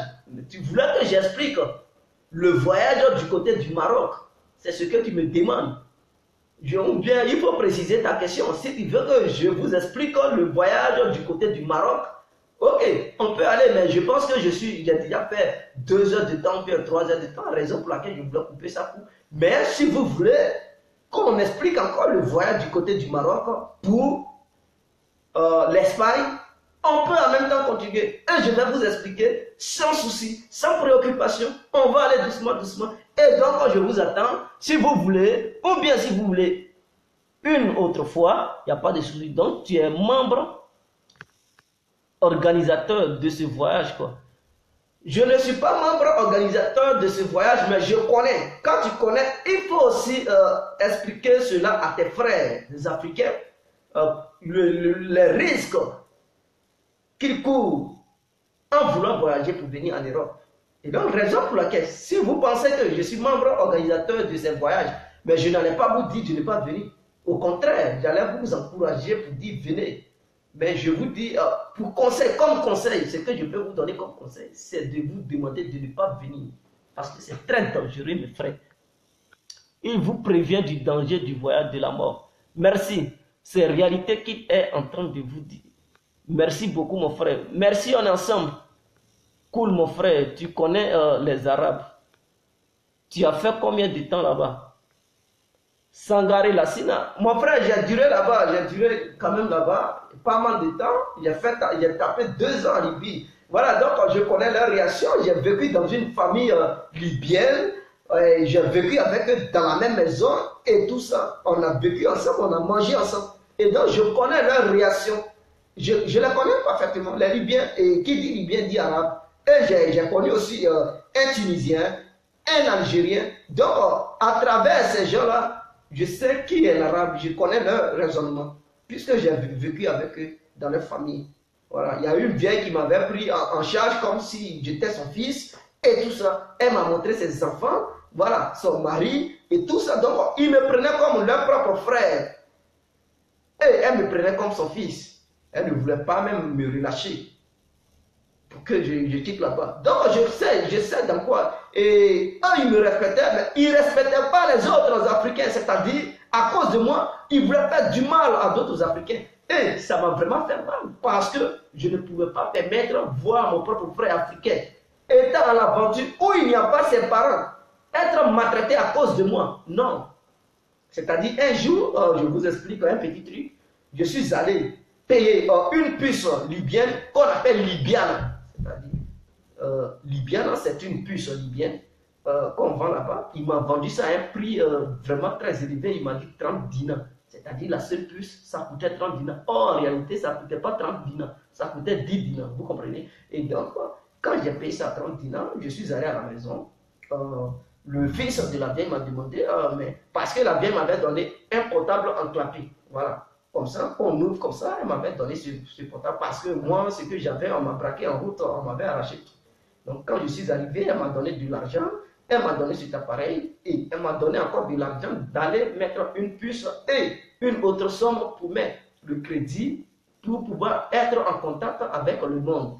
Et donc, quand je suis allé payer la puce, ils m'ont acquis là-bas. C'était un Nigérien, voilà, le Nigérian, un Nigérian qui gérait un truc d'un autre Libyen et il m'en a acquis. Moi, chez moi, je pensais que voilà, ça coûtait comme ça. Et donc, je lui ai donné l'argent. Quand je suis arrivé à la maison, ils m'ont demandé, tu as déjà payé? J'ai dit oui. Ils ont dit, la puce a coûté combien? Je dis 30 dinars. Mais ils étaient fâchés d'une manière. Ils ont dit, qui t'a vendu ça à 30 dinars? Ils ne se sont pas fâchés contre moi, mais ils se sont fâchés contre la personne qui m'a vendu ça. Et avant d'aller là-bas, ils m'ont dit de monter dans la voiture.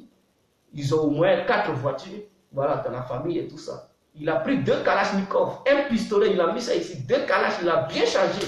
On est parti directement. Donc, il ne plaisante pas.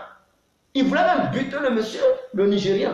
C'est moi, j'ai demandé pardon, Mohamed, Malèche, Ada Africa, Jama, Malèche, Mohamed. C'est moi, il avait déjà appelé même, il a fait il voulait l'allumer. Parce que chez lui, c'est un voleur.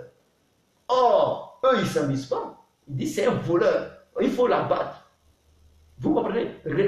Comment il a réagi? Il dit c'est un voleur, il faut le tuer.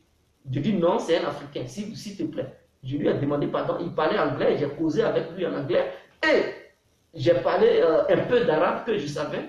J'ai parlé ça avec lui. C'est là, il a dit bon, il faut lui donner vite ton argent. Il voulait s'exprimer.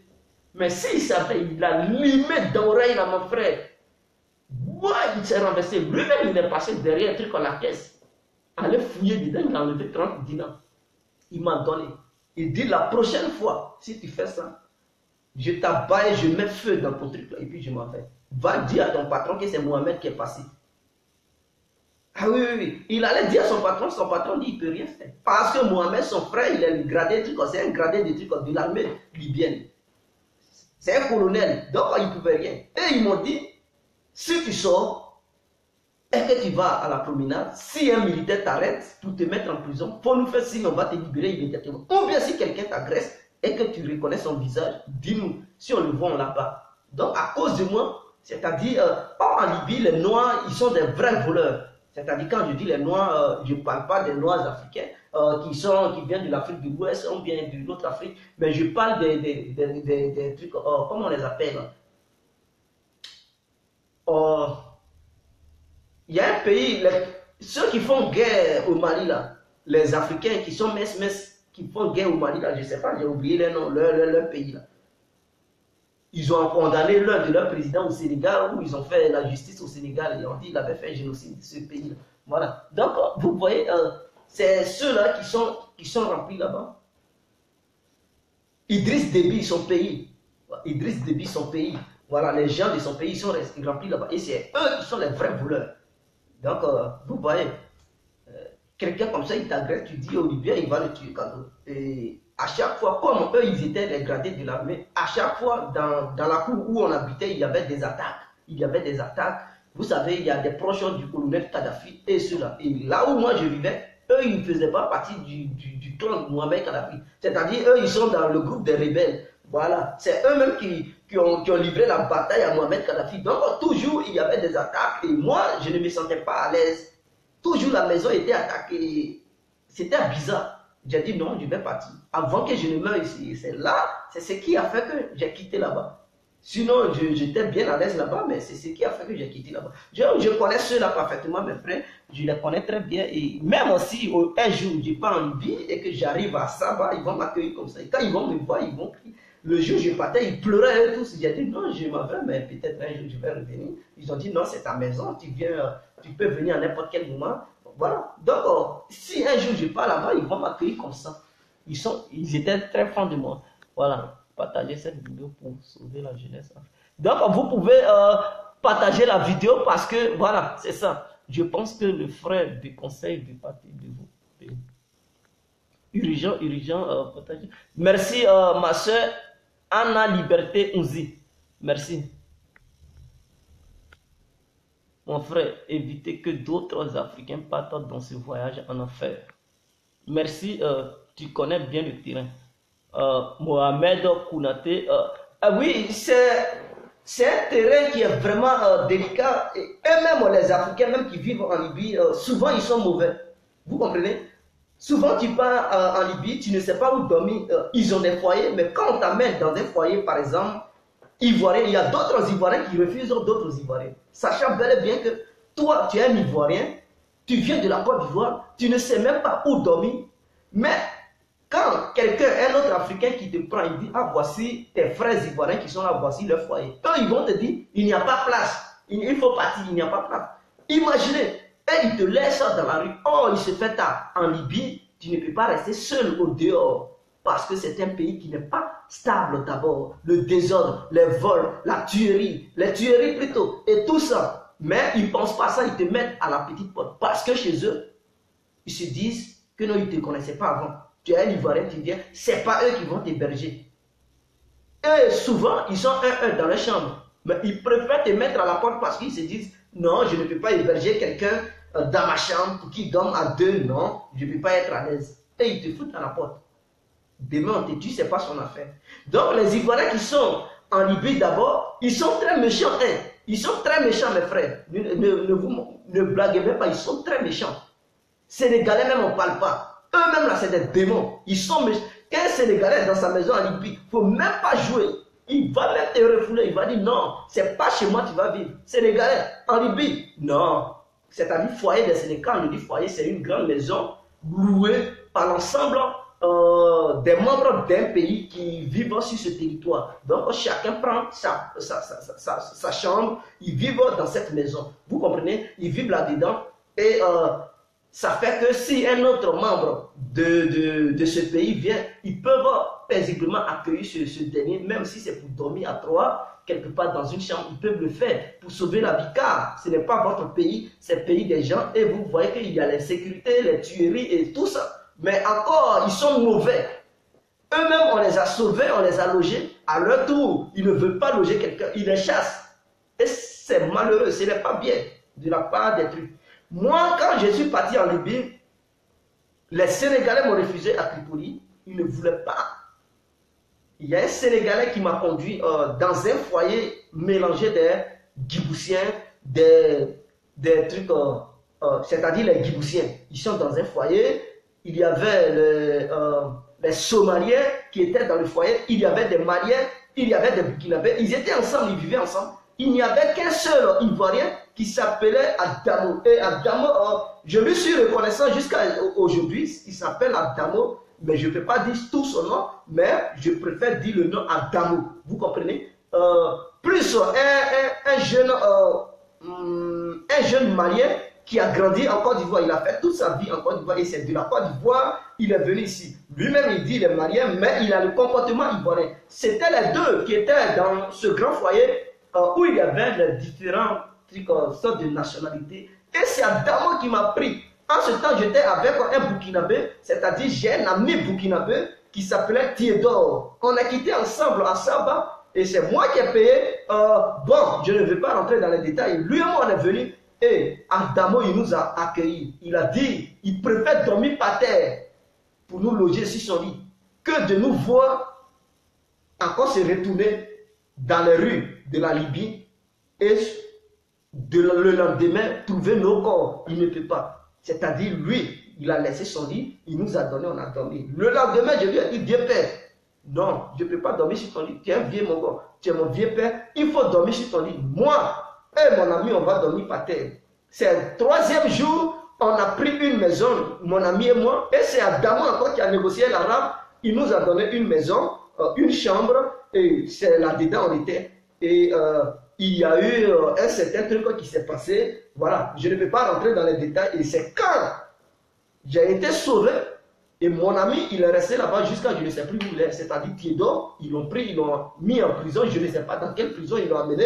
Moi aussi, ça a été le cas. Mais vous savez, je suis un tout complet. Voilà, j'ai réussi à m'échapper, à m'évader. Voilà, c'est ça aussi la spécialité d'un Ivoirien. Un Ivoirien, il n'abandonne pas. Voilà, c'est ça sa force. Et donc, j'ai réussi à m'échapper. Et c'est comme ça, je suis arrivé chez mon vieux père Adamo. Je lui ai expliqué le cas. Il m'a dit, ah mon petit, non, il ne faut pas encore rester ici parce que si jamais il te découvre, il découvre que tu es ici, c'est pas bon. Je vais te faire tout pour partir en Italie. Et c'est comme ça, mon argent que j'avais, parce que c'est lui-même qui avait gardé mon argent. Mais le séjour que j'ai fait en prison, le vieux père Adamo, il n'a même pas pris un franc dans mon argent pour bouffer mon argent. C'est-à-dire, il pouvait dire, lui là, ils l'ont mis en prison, donc je finis son argent. Mais il a gardé mon argent, que je suis quitté à Saba avec, et que je suis venu, je lui ai donné, parce que je lui ai fait confiance. Premier jour, je ne lui ai pas donné, c'est quand on a causé et tout ça. Je voyais que dans la cour, tout le monde lui donnait son argent. C'est là que je lui ai fait confiance. J'ai dit non, le vieux père, il a été gentil avec moi et tout ça. C'est pas n'importe qui peut faire ça. Je lui ai confié mon argent. Vous comprenez? Et quand je suis quitté en prison, en Libye, je suis venu, il appelait encore un arabe pour me mettre en contact avec lui. Ils sont venus me chercher en voiture. C'est en allant, j'ai enlevé comme ça. Vous comprenez? J'ai compté ça comme ça, je lui ai donné, je lui ai dit, viens père, c'est pour toi. Il dit, petit, il était étonné de me voir lui donner une telle somme, parce que les autres, ils ne donnaient pas comme ça. Lui-même, s'il voit cette vidéo, il est ami avec moi, peut-être il va regarder la vidéo, il le sait. Et je lui ai donné plus sur mon appareil que la femme arabe m'avait donné. Je lui ai donné mon appareil, je lui ai donné le jeton, et je suis parti.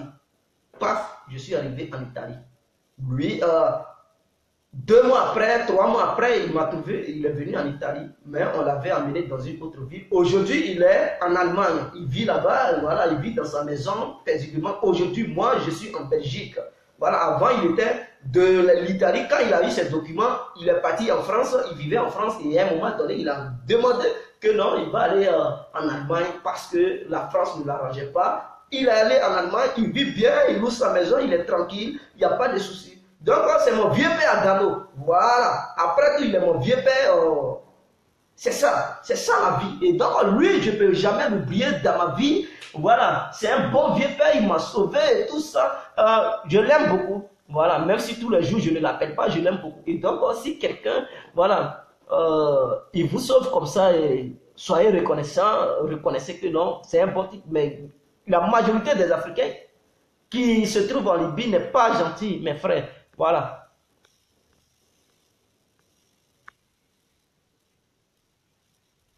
Pardon, parle à mon frère des conseils à tes frères du parti, s'il te plaît.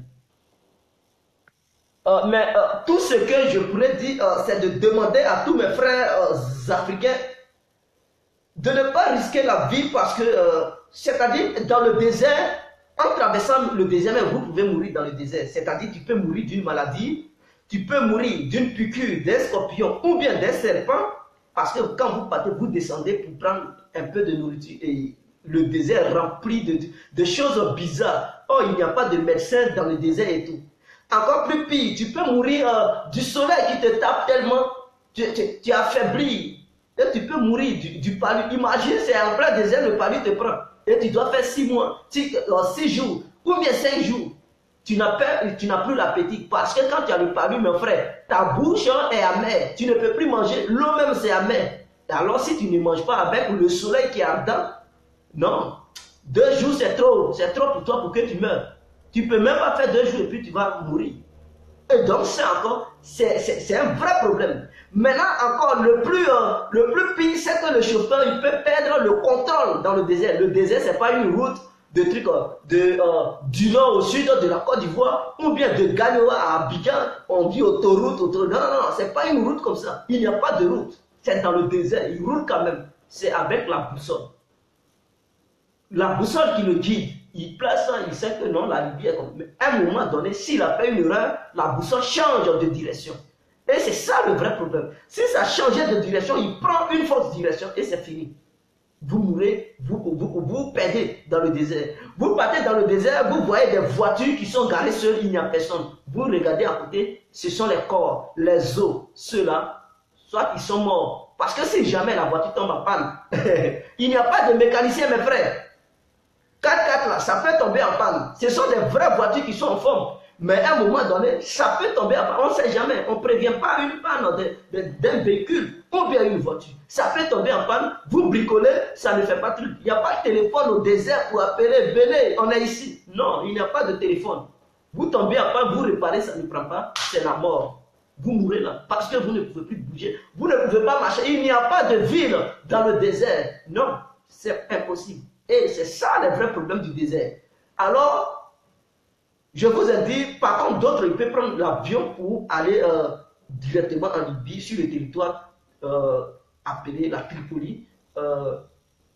Vous pouvez aller là-bas, mais sur l'eau aussi, il y a un danger. C'est-à-dire, quand les Libyens vous attrapent, ils vous assassinent, ils vous fusillent bas. Ou bien ils font couler votre petit bateau là, et vous vous noyez. Et après, ils font sortir les corps, ils fument ça. On dit, oh, ils sont morts, Mais c'est eux-mêmes qui ont fait couler le bateau. Ou bien souvent, ils vous tirent là-dessus et ils vous mettent dans l'eau. Voilà, et le sang disparaît. Après, ils vous filment, ils disent non, ils sont morts. Voilà ce qu'ils font. C'est un crime international organisé parce que c'est l'Europe qui a donné l'ordre aux Libyens de ne pas laisser les Africains traverser les côtes libyennes. Ils n'ont pas fait tout. Oh, l'Arabe, quand tu lui donnes ces gens d'ordre, mais il est pressé même pour te nuire, pour t'abattre. Et les Libyens, c'est leur spécialité. Tuer, ils sont spéciaux là-dedans. Voilà.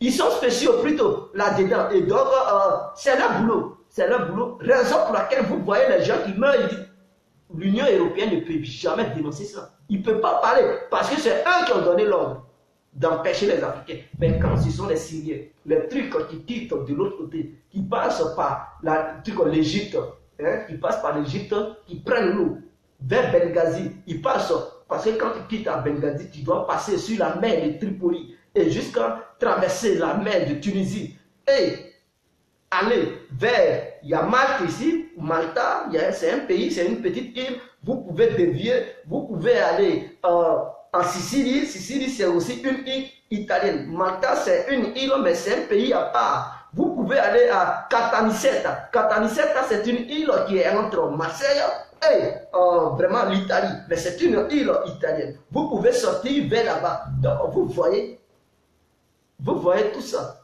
Mais c'est eux qui coulent les petits bateaux et il y a des dangers. Il y a des vrais dangers, mes frères. Mais du côté du Maroc, si vous voulez, un jour, on peut donner encore les détails, faire une vidéo pour parler du côté du Maroc, pour ne pas que les gens aussi ils aillent là-bas, parce que je connais la réalité du côté du Maroc. Oui, c'est vrai. Il faut tout dire. Si explique-nous tout, nous avons besoin de savoir. Merci beaucoup, mon frère. Dieu te bénisse. Amen. Grazie mille, fratello. Amico, anche grazie. Partagez, soyons unis pour sauver des vies de nos frères et sœurs. Partagez, s'il vous plaît. Ce que tu dis, c'est vrai. J'étais sur le terrain, mais aujourd'hui, Dieu merci, c'était Mohamed, turc ou bien. Pourquoi le noir est mauvais comme ça? Mon Dieu, aide-nous. Mon frère, que Dieu te bénisse. Merci. J'ai trop mal. Okay. Et donc, et puis, je vais vous expliquer. Vous savez, il y a beaucoup de filles qui prennent ces risques, qui vont en Libye. Toutes les filles noires, une fille noire que vous allez voir, une fille, je vous le dis, une fille noire que vous allez voir qui quitte dans un pays africain, qui vous dit, elle est passée par la Libye, elle s'est prostituée, mes frères.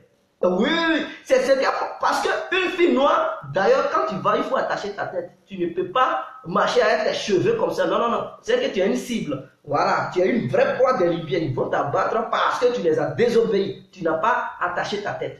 Et les filles, il n'y a pas de boulot. Donc, leur boulot, c'est de rester dans des ghettos se vendre. Et ce sont les Libyens qui viennent payer pour coucher avec elles. C'est-à-dire, un coup coûte au moins, un coup c'est 10 dinars. 10 dinars. Et qui vaut 10 dinars, ça fait 3500 francs CFA un coup. Et donc pour la nuit, c'est 30 dinars. 30 dinars, 3500 multiplié par 3 équivaut, je ne sais pas si c'est 12 ou je ne sais pas. Voilà. 3 fois 3, ça fait au moins 9, 500, 1000 francs. Bon, ça fait 10 500 francs CFA quand tu veux la prendre pour faire toute la nuit. Et donc, imaginez par jour combien de clients elle va recevoir. Et donc, peut-être d'autres, elles ont 10 clients par jour. Vous comprenez? Elles ont 10 clients par jour et ça fait qu'elles gagnent beaucoup d'argent. Et c'est cet argent qu'elles utilisent pour traverser l'eau pour partir. La majorité de ces filles vont en Suisse. Parce que quitter une fois en Italie, l'Italie et la Suisse font frontière. Voilà, pour quitter l'Italie et aller en Suisse, c'est un problème qui... C'est pas un problème, c'est très facile. C'est-à-dire, c'est le grillage qui les sépare. Donc, tu marches à pied. Il y a une dernière ville italienne qu'on appelle Como. Donc, arrivé à Como, tu vois la frontière suisse qui est là, c'est le grillage qui les sépare. Les policiers italiens sont ici, les policiers suisses sont là. Et donc, tu marches, tu cours et tu rentres parmi les policiers suisses. Voilà, tu es dans le territoire suisse. Ils ne peuvent plus te refouler sur le territoire italien. C'est comme ça. Et donc, beaucoup de filles, et ce sont les Nigérians, les filles du Nigeria qui font beaucoup ça, c'est leur business. Et même il y a d'autres filles qui sont mariées, elles sont avec leur mari, et leur mari les disent d'aller se vendre. de faire la prostitution. Vous comprenez? Les Nigériens, ils s'en foutent. Hein. Ils disent, now my business now, I do my business. Et donc, chez eux, c'est un bon business. Il encourage sa femme de faire la prostitution. Et lui aussi, le monsieur, il travaille. Ils mettent leur argent ensemble, ils construisent au Nigeria. Parce que chez eux, c'est un concours. Il faut réaliser quelque chose. Donc, ils sont prêts à tout. C'est-à-dire, ils envoient. Il y a d'autres même qui vont au pays là-bas, au Nigeria. Ils prennent les filles nigérianes pour dire, il y a un travail. Ils ne leur disent pas que c'est la prostitution. Une fois, c'est-à-dire, ils font le transport, tout ça. Une fois la fille en Libye, c'est cette fille. Il va dire, bon, tout mon argent que j'ai pris pour payer ton transport et tout, il faut te vendre, tu vas me rembourser. Sinon, tu ne sors pas. Et il enferme la fille. Elle ne peut pas sortir. Vous comprenez? Il y a des Arabes qui viennent louer les filles pour les amener chez eux à la maison. Ils couchent avec la fille, mais avant de prendre la fille, il faut payer. Tu payes l'argent d'abord et tu prends la fille, tu passes la nuit avec elle. Si jamais elle te fatigue là-bas, tu viens, tu fais le rapport à sa patronne. Oh, il y a un Arabe qui va l'adresser parce qu'ils sont en contact avec d'autres Arabes, c'est-à-dire les Noirs qui font ces business. Ils sont en contact avec d'autres Arabes qui les protègent contre la police pour ne pas que la police casse le ghetto. Et donc, si toi, une fille, tu fais le business, tu te vends, et qu'un client vient, tu dis non, le client il n'est pas propre, je ne couche pas avec lui. Mais ton corps, tu ne vas pas reconnaître. C'est-à-dire, tu es là pour le business. N'importe quel client qui va venir, si c'est un fou, et qu'il a l'argent, il veut te m'appeler, il faut déjà. C'est-à-dire, s'il veut faire le sexe avec toi, il faut lui donner ton corps. Tu n'as pas le droit de dire, non, il n'est pas propre, je ne donne pas mon corps. Sinon, tu ne vas pas reconnaître ton propre corps. C'est-à-dire, l'Arabe va s'en charger personnellement pour découper ton corps quand tu vas quitter là. Et même un petit fou, un petit voyou, quel que soit la grosseur de son sexe, il faut m'employer lui. Il faut faire le sexe avec lui. Il ne faut pas dire, il a gros en bas, donc je fuis. Si tu fuis, tu vas connaître. Eux, ils s'en foutent. Si son sexe est gros, c'est long, c'est petit, ils s'en foutent. Il faut faire. Il faut lui satisfaire le monsieur. C'est tout ce qu'ils savent. Et c'est ça le vrai danger. Nos soeurs qui vont là-bas, elles se prostituent. Ce n'est pas elles-mêmes qui le veulent, mais on les oblige à le faire. Il y a d'autres filles qui veulent même s'échapper. Mais c'est difficile pour s'échapper. Vous comprenez? Ce n'est pas facile, mes frères. Donc, faisons très attention. Donc, je vous aime. C'était la vidéo de ce soir. Aujourd'hui, aux environs du 20h, nous ferions une autre vidéo, mais ça sera une vidéo politique. J'ai 2 semaines de congé, donc nous allons multiplier les vidéos dans ces temps-ci. Demain, je ferai une vidéo spéciale sur la demande d'asile ici en Europe et même partout parce que c'est le même système. Donc, je ferai une bonne vidéo qui sera longue, mais je serai explicite là-dedans pour que chaque Africain puisse savoir la réalité ici en Europe, comment demander l'asile, comment obtenir les documents, comment il ne faut pas obtenir les documents. Je vais rentrer en profondeur pour vous expliquer. Vive la Côte d'Ivoire, vive l'Afrique entière, vive les Africains. On est ensemble, mes frères. Ciao, ciao.